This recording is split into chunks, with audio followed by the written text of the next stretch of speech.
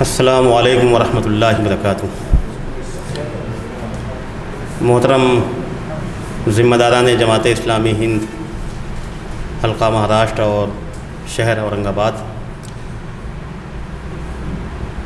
جماعت اسلامی ہند کے ارکان و کارکنان اور نوجوان ساتھیوں، سب سے پہلے تو میں اللہ تعالیٰ کا شکر ادا کرتا ہوں جس نے آج یہ موقع عنایت فرمایا کہ ایک طویل عرصے کے بعد، تقریباً 25 سال کے بعد اس شہر میں حاضری کا موقع دوبارہ ملا ہے۔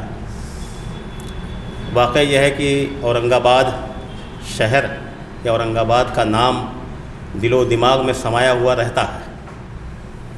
وہی بات ہے کہ جس تحریک سے ہم اور آپ وابستہ ہیں اس کے بانی کا تعلق یہاں سے ہے، تو کیوں نہ اس کی یاد تازہ رہے۔ پھر اورنگ آباد کا نام آتا ہے تو ہمارے مربی اور کرم فرما مولانا عبدالقیوم صاحب جالنا، جن کے گھر پہ حاضری کا شرف حاصل ہوا، وہ بھی یاد آتے ہیں۔ مولانا رشید عثمانی صاحب بھی یاد آتے ہیں، جن کے ساتھ چند شہروں کا سفر کرنے کا موقع ملا۔ مولانا ریاض احمد خان صاحب ابھی جو جلد مرحوم ہوئے، ان کے ساتھ بھی کچھ موقع ملا، اور بہت سی شخصیات ہمارے نظریں تلاش کر رہی ہیں عبدالحمید خان صاحب کو۔ تو اس طرح سے اورنگ آباد سے میرا تعلق رہا ہے اور میں اسے ہمیشہ اپنے دل و دماغ میں یاد کرتا رہتا ہوں۔ اس طور پہ بھلے ہی میں نے آپ کو نہیں دیکھا اور آپ نے مجھے نہیں دیکھا، لیکن غائبانہ ایک تعلق ہے، وہ انشاءاللہ تا حیات رہے گا۔ ہمارے پروفیسر نعیم الدین شیخ صاحب نے کچھ زیادہ ہی مبالغے سے کام لیتے ہوئے غالباً ہمارا تعارف کرا دیا، تو ایسی کچھ بات نہیں ہے۔ چونکہ بچپن سے جماعت اسلامی سے تعلق رہا ہے، تحریک سے تعلق رہا ہے، اور پھر ایک ایسے ادارے سے خوش قسمتی سے تعلیم حاصل کرنے کا موقع ملا ہے، یعنی مدرسۃ الاصلاح سرائے امیر، جو جماعت اسلامی کا مرکز سمجھا جاتا رہا ہے اور رہا بھی ہے۔ پہلا مرکز جماعت اسلامی ہند کا پہلا مرکز وہ رہا ہے۔ مولانا امین حسن اصلاحی علیہ رحمہ، مولانا اسد الدین اصلاحی، مولانا ابواللیث اصلاحی، مولانا اختر حسن اصلاحی اور بے شمار لوگ، مولانا یوسف اصلاحی، مولانا سلطان احمد اصلاحی، اور آج بھی بہت سے لوگ جو ہیں وہاں کے، جو آج تحریک اسلامی جماعت اسلامی سے وابستہ ہیں، انہی کی کتابوں سے ہم اور آپ استفادہ کرتے ہیں۔ تو میرا بھی مزاج جو ہے شروع سے تحریک سے جڑا رہا اور اس سے کچھ نہ کچھ استفادہ کیا۔ البتہ مولانا سید حامد علی صاحب کے ساتھ رہنے کا مجھے موقع ملا۔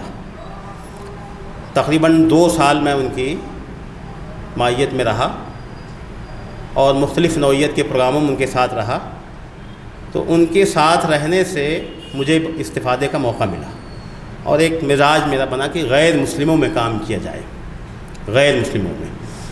تو اللہ کا شکر ہے کہ جب سے ہوش سنبھالا ہے تو میرا رجحان ادھر رہتا ہے اور وہ کام کچھ نہ کچھ کرتا رہتا ہوں اپنی بساط پر۔ میں آپ کو ابھی سمجھ نہیں آ رہا ہے کہ کیا باتیں آپ کے سامنے پیش کروں، اس لیے کہ باتیں بے شمار ہیں اور اس میں سے انتخاب کرنا بڑا مشکل ہوتا ہے کہ کیا بات پیش کی جائے۔ ایک آسپیکٹ ہوتا ہے، جیسا کہ ابھی ہمارے قادری صاحب نے آپ کے سامنے پیش کیا، ایک ہوتا ہے علمی گفتگو، علمی انداز۔ اس کی بھی بڑی ضرورت ہے کہ ہمارے درمیان ایسے لوگ موجود ہوں جو ملک کی زبان میں، مختلف خطوں اور علاقوں کی زبان میں، عالمی زبانوں میں، انگریزی میں، عربی میں، ہندی میں، اور علاقائی زبانوں میں ایسے لوگ تیار ہوں جو غیر مسلموں کے جو اسکالر ہیں ان سے بات کرنے کی اہلیت رکھتے ہوں۔ وہی بات ہے کہ اس کے لیے گہرا مطالعہ چاہیے، اس کے لیے زبان پہ قابو چاہیے، اور اس کے لیے آپ کو بہت ہی اسپیشلائزیشن، یعنی مستقل اسی فیلڈ میں، جیسے ہمارے یہاں مولانا فاروق خان صاحب ہیں، تو ایک مولانا فاروق نہیں بلکہ سینکڑوں مولانا فاروق جیسے ہونے چاہیے۔ تو ایک پلاننگ تو یہ ہماری مستقل ہونی چاہیے۔ یہ پہلو ہمیں کبھی کبھی اس میں کمی کا احساس ہوتا ہے کہ جب بھی ہم سوچتے ہیں کہ ہمارے ہاں اس طرح کون سے لوگ ہیں تو 2-1 نام آتے ہیں اور اس کے بعد پھر ہم خاموش ہو جاتے ہیں۔ تو ہمارا خیال یہ ہے کہ جو لوگ باشعور ہیں اور جو ذمہ داران ہیں ان کو اس پہلو پر توجہ دینی چاہیے۔ دوسری بات یہ ہے کہ اللہ کا شکر ہے کہ جماعت اسلامی نے ابتدا ہی سے دعوت کو اپنا موضوع بنایا ہے، اور دعوت کے میدان میں مستقل کام کیا ہے۔ اللہ کا شکر ہے کہ اس کے نتیجے میں آج پوری ملت کا مزاج بن چکا ہے۔ کم از کم دعوت کا نام تو لے ہی رہے ہیں، ان کے دلوں کی خواہش تو ہے، اور ہر ادارے میں، ہر تنظیم میں، ہر جماعت میں اس موضوع پر بات ہو رہی ہے کہ غیر مسلموں تک اللہ کے پیغام کو کیسے پہنچایا جائے۔ البتہ اس میں کچھ رکاوٹ محسوس ہوتی ہے کہ ابھی بھی ہم یہ گفتگو اپنے حلقے میں کر رہے ہیں، اپنے دائرے میں سمٹ کر رہے ہیں۔ جیسے ہماری گفتگو ہو رہی ہے، اسی طرح سے کوئی بھی ذمہ دار آتا ہے، کسی کا بھی پروگرام ہوتا ہے، تو ہم اپنے دفتر کی حد تک سمٹے رہتے ہیں۔ سارے پروگرام ہمارے اب دفتروں میں ہونے لگے ہیں، جگہ جگہ دفتر قائم ہو گئے ہیں، تو دفتروں میں ہو رہے ہیں۔ اس کے بہت سے سہولت بھی ہے، اس کے اسباب بھی ہیں، اس کی وجوہات بھی ہیں، لیکن اس کے بہت سے نقصانات بھی ہیں کہ ہر کوئی ہمارے دفتر میں نہیں پہنچ پاتا ہے۔ تو اس طرف بھی توجہ دینے کی ضرورت ہے کہ ہم پبلک تک کیسے پہنچیں۔ ایک پہلو یہ بھی ہے کہ ابھی تک ہماری بات جو ہو رہی ہے کہ غیر مسلموں میں کام ہونا چاہیے، وہ صرف مسلمانوں کے درمیان ہو رہی ہے بڑی حد تک۔ حالانکہ جماعت اسلامی نے آگے بڑھ کر کے بہت سی مہمات منائی ہیں، ہفتہ تعارف قرآن سے لے کر اور ابھی آپ کا مضبوط سماج اور مضبوط خاندان، یہ جو مہم منائی ہے، تو غیر مسلموں تک بھی یہ پیغام پہنچ رہا ہے، ان تک بھی ہماری آواز پہنچ رہی ہے۔ البتہ بہت سی کمیاں ہیں، بہت سی رکاوٹیں ہیں، اس کے لیے ہمیں بیٹھ کر کے سوچنا بھی چاہیے، اور ہم لوگ سوچ بھی رہے ہیں، نئے نئے راستے تلاش بھی کر رہے ہیں۔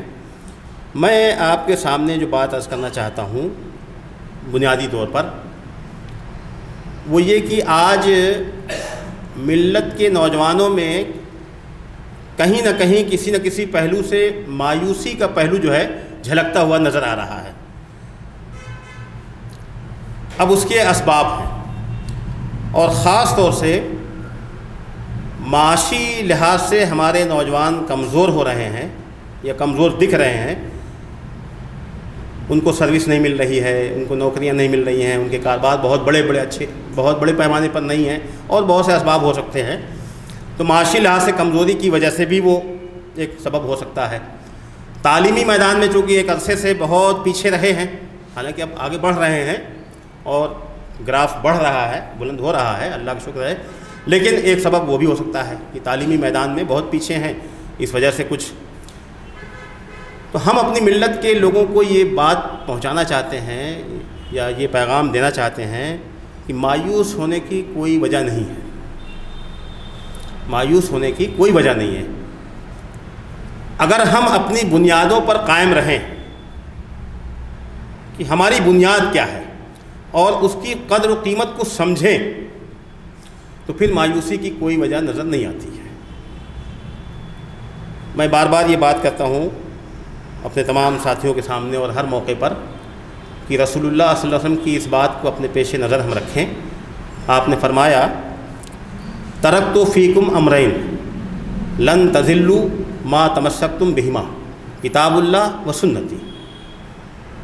رسول اللہ صلی اللہ علیہ وسلم نے اپنے آخری خطبے میں فرمایا کہ دیکھو مسلمانوں، میں تمہارے درمیان دو چیزوں کو چھوڑ کر جا رہا ہوں، ایک اللہ کی کتاب ہے قرآن مجید، اور دوسرے میری سنت ہے، آپ کی حیات طیبہ ہے۔ جب تک اس کو مضبوطی سے پکڑے رہو گے کبھی بھی گمراہ نہیں ہو سکتے۔ یہ دو بنیادیں ایسی ہیں نا کہ پوری ملت کو اس کی اہمیت کو سمجھنے کی ضرورت ہے۔ اگر اس چیز کو سمجھ لیا، اس دو چیز کی اہمیت کو سمجھ لیا کہ یہ ہماری بنیاد ہے، تو پھر مایوسی کی کوئی چیز نہیں، مایوسی کی کوئی وجہ نہیں ہے۔ تو یہ کس طرح سے، کس انداز میں، کن کن پہلوؤں سے ملت کے دلوں میں یہ بات اتاری جائے، تو ایک پہلو تو یہ ہے، میرا ایک نقطہ یہ ہے کہ قرآن و سنت پر اعتماد، اس پر بھروسہ، اور اس سے آگے پیچھے جو چیز ہے اس کو چھوڑ دیجیے۔ کوئی شخصیت نہیں، اس لیے کہ ہماری دعوت، جماعت اسلامی کی دعوت، تحریک اسلامی کی دعوت نہ کسی شخصیت کی جانب ہے اور نہ کسی مسلک کی جانب ہے، نہ کسی خاص گروپ کی جانب ہے، بلکہ ہماری دعوت کی بنیاد، تحریک اسلامی کی بنیاد قرآن و سنت ہے۔ تو ہماری پہچان بھی یہی ہونی چاہیے کہ یہ قرآن و سنت کے داعی ہیں۔ ہماری پہچان مولانا مودودی سے نہیں ہونی چاہیے، میں یہ بات واضح طور پہ آپ کے سامنے رکھوں، کہنا چاہتا ہوں، کبھی کبھی ہو سکتا ہے کہ کسی کو یہ بات ناگوار لگ رہی ہو، لیکن اس کی حقیقت کو سمجھنا چاہیے کہ ملت میں ہمیں کوئی الگ سے ایک گروپ نہیں بننا چاہیے، بلکہ ملت یہ جانے، یہ سمجھے کہ یہ ہمارے ہی درمیان کے ہمارے ہی لوگ ہیں۔ اس لیے میں بات مختلف جگہوں پہ یہ کہتا ہوں کہ ملت کا ہر فرد، ملت کی ہر تنظیم، ملت کا تمام ادارے یہ ہمارے ادارے ہیں، اور ہم ان سے کیسے جڑیں اور ان کو کیسے جوڑیں، اس کے لیے حکمت اور بصیرت چاہیے۔ کبھی بھی یہ نہ ہو کہ جیسے وہ اہل حدیث ہیں، وہ بریلوی ہیں، وہ فلاں ہیں، دیوبندی ہیں، تو ہم بھی جماعت اسلامی ایک گروپ بن جائیں، یہ نہیں ہونا چاہیے، بلکہ ہماری پوری شعوری کوشش یہ ہو کہ ہم ملت کا فرد بنیں۔ تو ایک نقطہ یہ ہے۔ اب میں جو بات کہنا چاہتا ہوں وہ یہ، جس پر بعض لوگ چونکتے ہیں کہ یہ کیسے کہہ رہے ہیں، میں یہ بات کہنا چاہتا ہوں کہ صرف دنیا کی بات نہیں کر رہا ہوں، میں صرف ہندوستان، بھارت کی بات کر رہا ہوں۔ میں بھارت ہی کے لفظ استعمال کرتا ہوں، ہندوستان کا لفظ استعمال نہیں کرتا۔ بھارت کے پیچھے ایک تاریخ ہے، دستوری یہ نام ہے، اس لیے ہمیں بھارت ہی کہنا بھی چاہیے۔ بھارت میں اسلام بہت تیزی سے پھیل رہا ہے۔ جب یہ بات میں کہتا ہوں تو لوگوں کو اچنبھا ہوتا ہے کہ یہ کیسے آپ کہہ رہے ہیں، جبکہ حالات تو جگہ جگہ یہ بیان کیا جاتا ہے کہ مسلمان مظلوم ہیں اور مسلمانوں کی بڑی قسم پرسی کا عالم ہے اور بڑا ظلم ہو رہا ہے۔ ایسا کچھ نہیں، جہاں ظلم کی بات ہوگی سیاسی طور پر ہو رہا ہے، اس کے ہم کہیں گے یا یقیناً ظلم ہو رہا ہے۔ جو لوگ ظالم ہیں ان کو بھی ہم پہچانتے ہیں، وہ بھی ہماری نظر میں ہے کہ یہ ظالم ہیں، لیکن چند لوگوں کی وجہ سے آپ پورے بھارت کے باشندگان کو اپنا مقابل مت سمجھیے۔ بھارت کو پہچاننے کی کوشش کیجئے، یہاں کی مٹی کو پہچاننے کی کوشش کیجئے، یہاں کی عوام کو پہچاننے کی کوشش کیجئے۔ اور اس کی دلیل یہ ہے کہ جس دن پورا بھارت آپ کا دشمن ہو جائے گا تو آپ اور ہم اس ملک میں باقی نہیں رہ سکتے، اس لیے کہ ہمارا پرسنٹیج کتنا ہے، لیکن یہاں کی عوام کو ورگلایا جا رہا ہے، ان کو آپ کا دشمن بنانے کی رات دن کوشش ہو رہی ہے، اور ہم ابھی اس کا کاٹ کرنے کے لیے، اس کا حل تلاش کرنے کے لیے، اس کا علاج کرنے کے لیے اس طرح سے سنجیدہ نہیں ہیں، یا اس طرح سے تیاری نہیں کر رہے ہیں، یا اس طرح سے کوشش نہیں کر رہے ہیں جیسا کہ ہونا چاہیے۔ صرف ایک مہم بنا کر کے، کچھ کتابیں بانٹ کر کے، یا کبھی کبھی کسی غیر مسلموں کو افطار پارٹی کے پر بلا کر کے، اور ہم یہ سمجھیں کہ غیر مسلموں سے دعوت کا حق ادا ہو گیا، یہ ہماری خواب خیالی ہوگی۔ دعوت دین کے جو تقاضے ہیں اور سیرت رسول سے جو چیزیں ملتی ہیں ہمیں، کہ آپ نے کس طرح سے، آپ اس جملے کی گہرائی میں جائیے۔ رسول اللہ صلی اللہ علیہ وسلم فرماتے ہیں کہ میرا حال یہ ہے کہ لوگ گھڑے میں گرے جا رہے ہیں اور میں ان کو کمر سے پکڑ پکڑ کے بچا رہا ہوں۔ اس میں دیکھیے کہ کیا کیفیت ہے، آپ کیا فرما رہے ہیں، اور لوگوں کو جہنم کی آگ سے بچانے کے لیے کیسی کچھ پلاننگ اور کیسی کچھ تگ و دو کر رہے ہیں اور کیسی منصوبہ بندی کر رہے ہیں، اور رات دن وہی چیز دل و دماغ پر حاوی ہے۔ آپ چاہے بھوکے ہوں، چاہے پیاسے ہوں، چاہے تکلیف میں ہوں، بیمار ہیں، معاشی مسائل ہیں، بہت سے مسائل ہیں، شادی بیاہ کے مسائل ہیں، بے شمار مسائل ہیں، لیکن اس کے باوجود آپ کیا کہہ رہے ہیں کہ میرا حال یہ ہے کہ میں لوگوں کو کمر سے پکڑ پکڑ کے بچا رہا ہوں کہ وہ گڑھے میں گرنے نہ پائیں۔ ذرا ہم اپنے دل پر ہاتھ رکھ کر کے سوچیں کہ کیا ہماری یہ کیفیت ہے، کیا ہمارا یہ عمل ہے، کیا ہم بھی اپنے 24 گھنٹے میں یہی بے چینی اور یہی تڑپ محسوس کرتے ہیں؟ تو میرے کہنے کا مطلب یہ ہے کہ یہ جذبہ خود اپنے اندر پیدا کرنے کا ہے، اور یہی تڑپ پوری ملت میں پیدا کرنے کی ضرورت ہے۔ اس کے لیے آپ کو اور ہمیں کتنی محنت کرنا ہے، کتنی توجہ دینی ہے۔ بلا شبہ مسائل بے شمار ہیں، ہمارے تعلیمی مسائل ہیں، ہمارے اخلاقی مسائل ہیں، ہمارے سیاسی مسائل ہیں، ہمارے معاشی مسائل ہیں، معاشرتی مسائل ہیں، بے شمار مسائل ہیں، غربت کے مسائل ہیں، شادی بیاہ کے مسائل ہیں، بے شمار مسائل ہیں، لیکن یہ سب مسائل کو کنارے رکھیے۔ سب سے اہم مسئلہ یہ ہے کہ اس ملک کے باشندگان جہنم کی جانب جا رہے ہیں، ان کو کیسے بچایا جائے۔ جس دن یہ تڑپ پیدا ہو جائے گی، یہ بے چینی پیدا ہو جائے گی، جس دن سینے میں یہ آگ پیدا ہو جائے گی، تو یقین جانیے کہ ہمارا بھی مسئلہ حل ہو جائے گا اور باشندگان وطن کا مسئلہ بھی حل ہو جائے گا۔ باشندگان وطن کے سامنے بھی بے شمار مسائل ہیں، ان کے سامنے بھی غریبی کے مسائل ہیں، ان کے سامنے بھی تعلیمی مسائل ہیں، ان کے سامنے بھی خاندانی جھگڑے ہیں، ان کے یہاں بھی شادی بیاہ کے مسائل ہیں، ان کے یہاں بھی جہیز کے مسائل ہیں، بے شمار مسائل ہیں۔ بات کیا ہے؟ بات یہ ہے کہ ہم اپنے خانے میں بند ہیں، اپنے مسائل میں اتنے گھرے ہوئے ہیں کہ رات دن وہی سمجھ میں آ رہا ہے، لیکن تھوڑا سا نکل کر کے غیر مسلم آبادیوں میں جائیے، ان سے ملاقات کیجئے، ان کے دکھ درد کو اپنا دکھ درد سمجھیے، تو پھر آپ کو محسوس ہوگا کہ نہیں، زمانے میں بہت سے اور بھی غم ہے زمانے میں محبت کے سوا۔ تو میں یہ آپ کے سامنے عرض کرنا چاہتا ہوں۔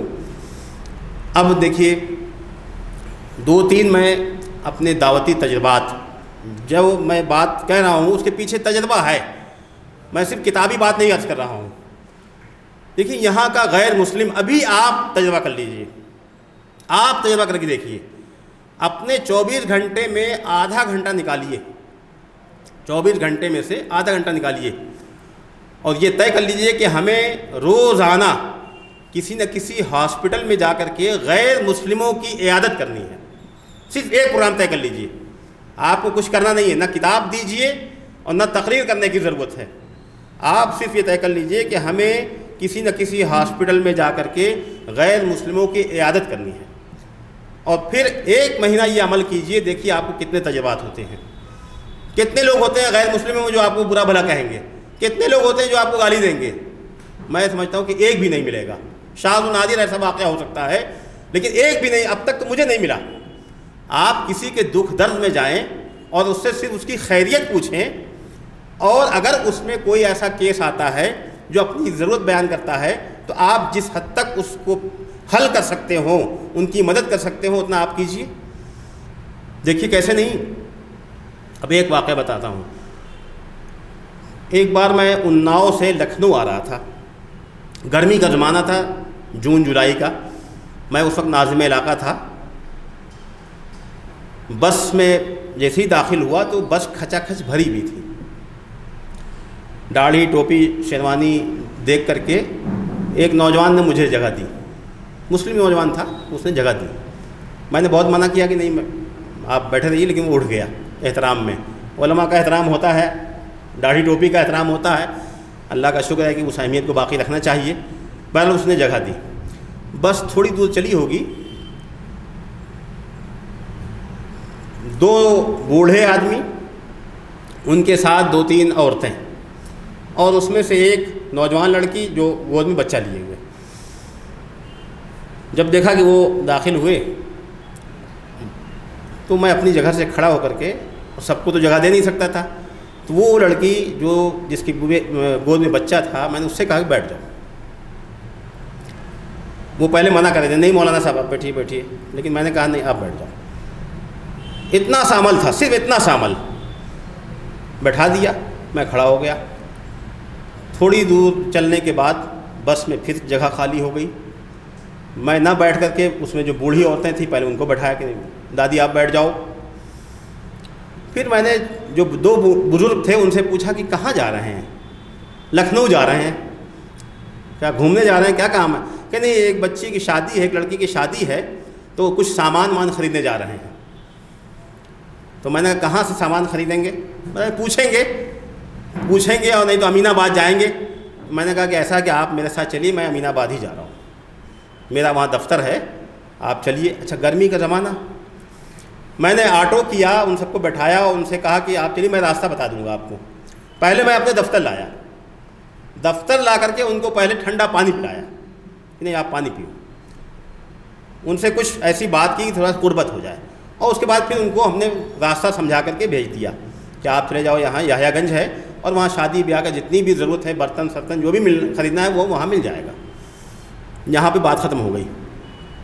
تقریباً 10 دن کے بعد 2 بوڑھے آئے میرے آفس میں، وہیں آئے، میں نے پھر ان کو چائے پلائی، انہوں نے مجھے شادی کا کارڈ دیا کہ مولانا یہ میری 2 بچیوں کی شادی ہے، تو اگر سمے ملے تو آپ آئیے۔ تو میں نے ان کو یقین دلایا کہ میں ضرور آؤں گا، میں ضرور آؤں گا۔ اس تاریخ کو میں نے نوٹ کیا، وہاں ہم گئے، شادی میں شریک ہوئے۔ غریب لوگ تھے اور زمین پر بیٹھ کر کے، دلت برادری کے لوگ تھے، ہریجن تھے، زمین پہ بیٹھ کر کے کھانے کا انتظام تھا۔ جب میں شیروانی پہن کر کے، اس دنوں علی گڑھ سے نئے نئے فارغ ہوا تھا، تو علی گڑھ شیروانی پہننے کا بہت شوق تھا، تو شیروانی ہر وقت پہنے رہتا تھا، چاہے گرمی ہو چاہے کچھ ہو، عادت سی تھی۔ شیروانی پہن جب پہنچا ہوں تو وہ لوگ پریشان یہ تھے کہ ان کو کہاں بٹھائیں۔ میں نے شیروانی پہن کر کے ان سے کہا کہ نہیں، آپ کسی چیز کی زحمت نہ کریں، میں یہیں بیٹھ کھا لوں گا، اور میں بیٹھ گیا۔ ان کے منع کرنے کے باوجود میں بیٹھ گیا اور ان کے ساتھ پتے میں کھانا کھایا۔ وہ دوستی آج تک باقی ہے، اس گھرانے سے دوستی باقی ہے۔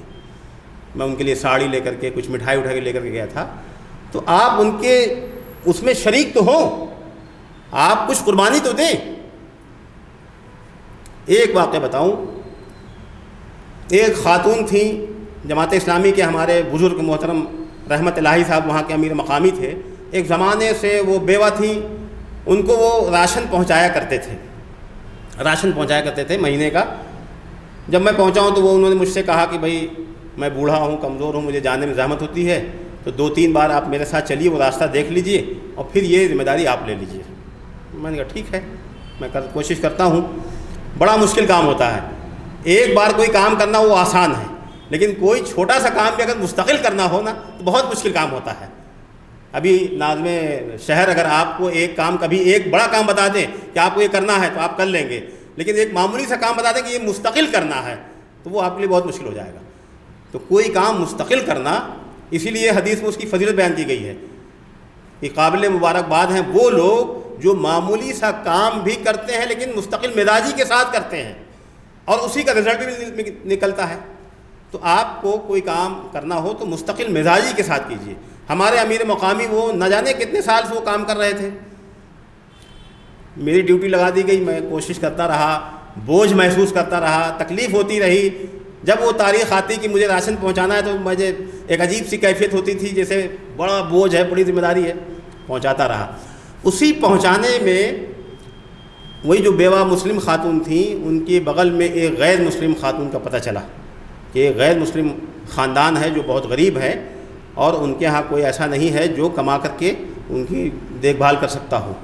میں نے آ کے امیر مقامی سے کہا کہ ایسی ایسی بات ہے، تو انہوں نے کہا کہ بھائی ٹھیک ہے، آپ کوشش کیجئے کہ جب ان کو راشن پہنچاتے ہیں تو کچھ چیزیں ان کو بھی پہنچا دیا کیجیے۔ ہم نے ان کو بھی پہنچانا کیا تھا، 2 کلو دال، 5 کلو آٹا، 4 کلو چاول، اسے کچھ سامان ایک تھیلی بنا کر کے، اور کبھی رکشے سے، کبھی سائیکل سے یا کسی ذریعے سے ان کو پہنچانا تھا۔ پہنچانے لگے۔ محلے پڑوس کے غیر مسلموں کو معلوم ہوا کہ ایک مولانا صاحب آتے ہیں اور ان کو دال چاول آٹا دے جاتے ہیں، تو مجھے وہ پرنام کرتے تھے۔ جب بھی دیکھتے تھے محلے کے نوجوان مجھے سلام کرتے تھے، اور آج بھی میرا تعلق رابطہ ان لوگوں سے ہے۔ تو میں کہنا یہ چاہتا ہوں کہ آپ عملی طور پر مستقل مزاجی کے ساتھ چھوٹے چھوٹے کچھ کام تو کیجئے۔ امین آباد میں گزر رہے ہیں، کچھ لوگ ہیں، مولانا آداب، ہاں بھائی میں نے آپ کو پہچانا نہیں، آپ سے جیل میں ملاقات ہوئی تھی۔ ارے بھائی میں جیل میں ملاقات ہوئی تھی، میں تو جیل گیا نہیں۔ کیا ہے، ہر 6 مہینے کے بعد 3 مہینے کے بعد جیل گئے، وہاں پہ قیدیوں سے ملاقات کی، ان کے لیے سموسے کا کیلے کا کچھ انتظام کیا، ہمدردی کے چند بول بولے۔ ایک بڑا کام ہے کہ آپ جیل کے گیٹ پہ کھڑے ہو جائیے، شوہر جیل کے اندر ہے اور باہر اس کی بیوی اور اس کے بچے نہ جانے کتنی مصیبت کا شکار ہیں، آپ وہاں تلاش کیجئے اور ان میں سے چند کو ڈھونڈ کر کے اور ان کے درد کا درما پیش کیجئے۔ دیکھیے وہ آپ کی پوجا نہیں کریں تو کیا کریں گے؟ شرط یہ ہے کہ آپ یکسوئی کے ساتھ وہ کام تو کریں۔ لوگ آپ کو ہاتھوں ہاتھ لینے کے لیے تیار ہیں۔ آپ ٹرین کا سفر کرتے ہیں، شاذ و نادر ہی کوئی ایسا ملتا ہوگا جو آپ کو گالا گلوچ کرتا ہو، آپ سے جھگڑا کرتا ہو، شاذ و نادر ایسا ہوگا، لیکن بڑی تعداد ایسی ہے کہ اگر آپ ان کے ساتھ محبت سے پیش آ رہے ہیں تو وہ آپ کے لیے دروازہ کھولے ہوئے ہیں، آپ کو جگہ دینے کے لیے تیار ہیں۔ آپ نماز کے لیے کہیں گے سب لوگ ہٹ جائیں گے، نہیں آئیے مولانا نماز پڑھ لیجیے. یہ کیا چیز ہے؟ اس کی گہرائی میں جائیے کہ اس ملک میں کتنا موقع آپ کو ملا ہوا ہے، اور مردوں سے زیادہ خواتین، لڑکیوں کے آج بے شمار مسائل ہیں. اگر ہم نوجوان، ہماری ملت کے نوجوان اسلامی کیریکٹر سے پیش کریں، اسلامی کیریکٹر، وفاداری، محبت، اپنائیت، سچائی، ایسا نہ ہو کہ جس طرح سے غیر مسلم دھوکہ دے رہا ہے ہمارے نوجوان بھی دھوکہ دینے لگیں، یہ چیز نہ ہو. بلکہ ہندو لڑکیوں کا اگر یہ معلوم ہو جائے کہ یہ مسلم نوجوان جو ہیں یہ ہمارے ہمدرد ہیں، ہمارے محافظ ہیں، تو وہ آپ سے قریب ہونے کے لیے زیادہ تیار ہیں. اس کے بے شمار دلائل ہیں، بے شمار مثال ہیں، اور اسی چیز سے باطل طاقتیں پریشان ہیں. اس لیے یہ سب باتیں جو ہوا میں اتنے ہنگامے ہیں نا، وہ اسی وجہ سے ہے. اس کے پیچھے جو پلاننگ اسلام، میں نے ایک جملہ کہا کہ اسلام بہت تیزی سے پھیل رہا ہے، اسی اسلام کو روکنے کے لیے باطل طاقتوں کی یہ سب پلاننگ ہے کہ کیسے روکا جائے. لیکن حق کی طاقت کو کبھی دبایا نہیں جا سکتا، بشرطے کہ حق کو پیش کرنے والے لوگ ہوں اور حکمت اور دانائی کے ساتھ پیش کرنے والے لوگ ہوں. جذبے میں نہیں، جوش میں نہیں. بعض لوگوں نے جذباتیت کو یہ سمجھ لیا کہ ہم ہی تحریک اسلامی کے اصلی لوگ ہیں. جذباتیت اچھی چیز نہیں ہے. جذبات کا ہونا ایک الگ چیز ہے، آپ کے دلوں میں جذبات ہونے چاہیے، لیکن جذباتیت نہیں ہونی چاہیے. اور اسی طرح سے حکمت و مصلحت ہونی چاہیے، فراست ہونی چاہیے، لیکن بزدلی کا نام فراست نہیں ہے. ڈر اور خوف کا نام حکمت و فراست نہیں ہے. تو ڈر اور خوف بھی نہیں ہونا چاہیے اور جذباتیت بھی نہیں ہونی چاہیے.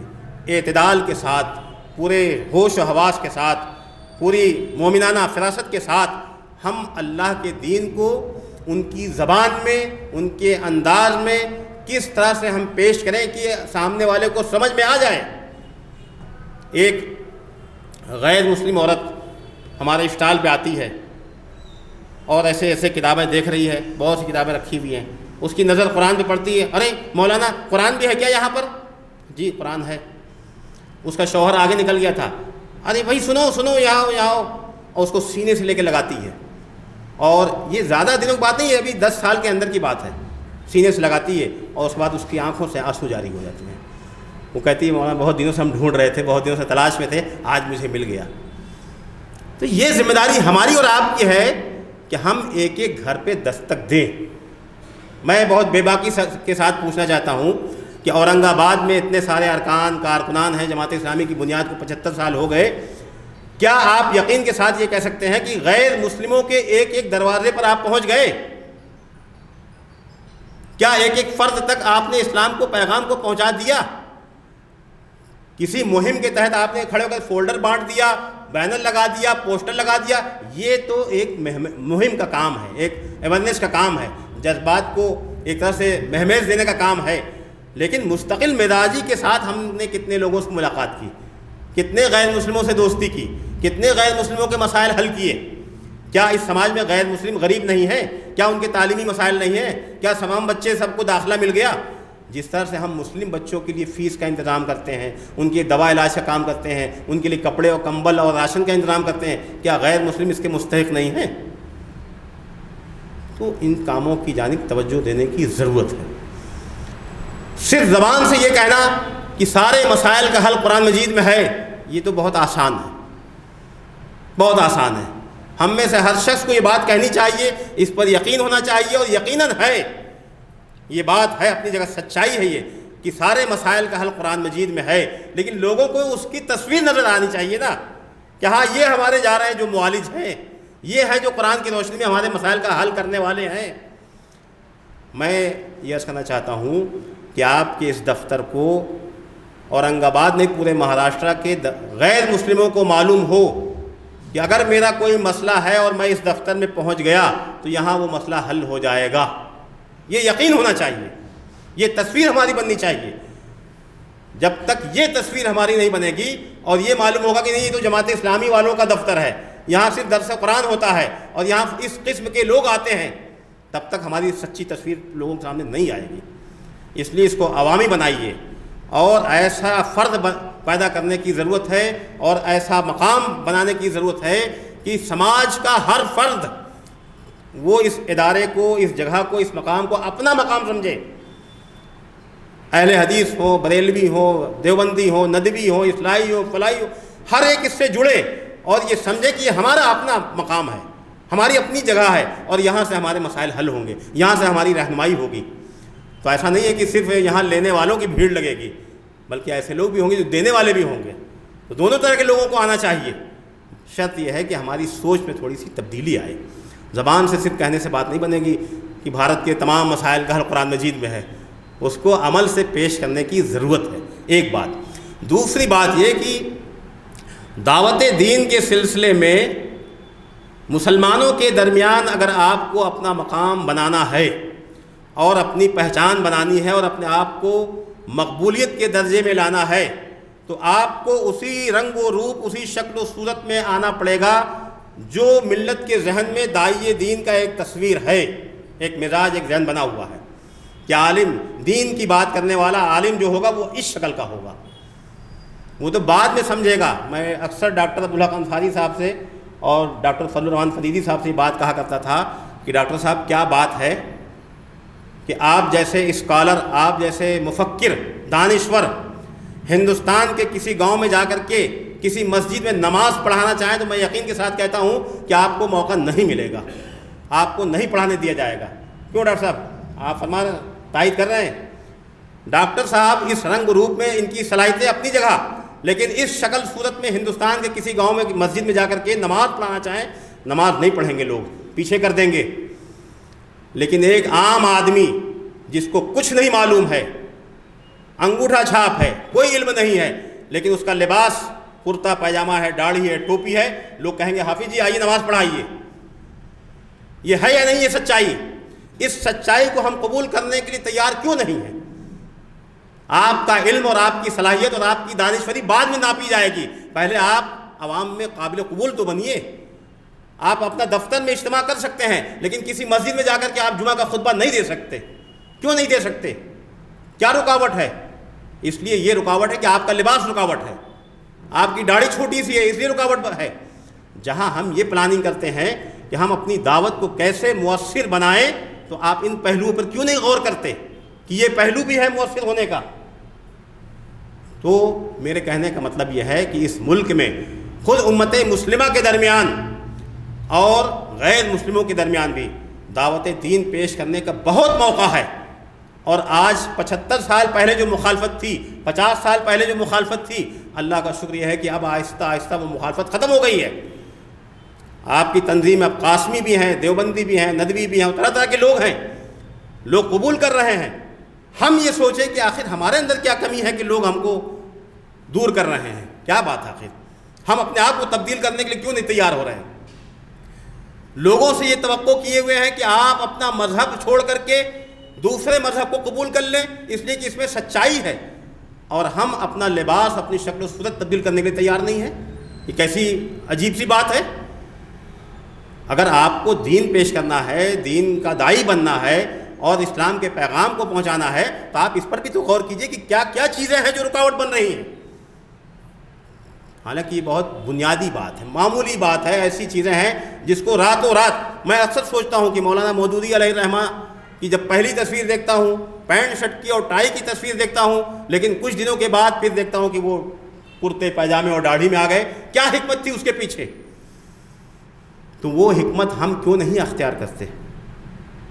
میرے کہنے کا مطلب یہ نہیں ہے کہ آپ سب لوگ کرتا پائجامہ پہننے لگیں، یہ نہیں، لیکن دعوت کو قبول، آپ اپنے آفس میں جائیے پینٹ شرٹ میں جائیے، لیکن محلے کی مسجد میں جب جائیے نماز پڑھنے کے لیے تو آپ داڑھی ٹوپی اور کرتا پائجامہ سب ہے، آپ پہن کے جائیے نا۔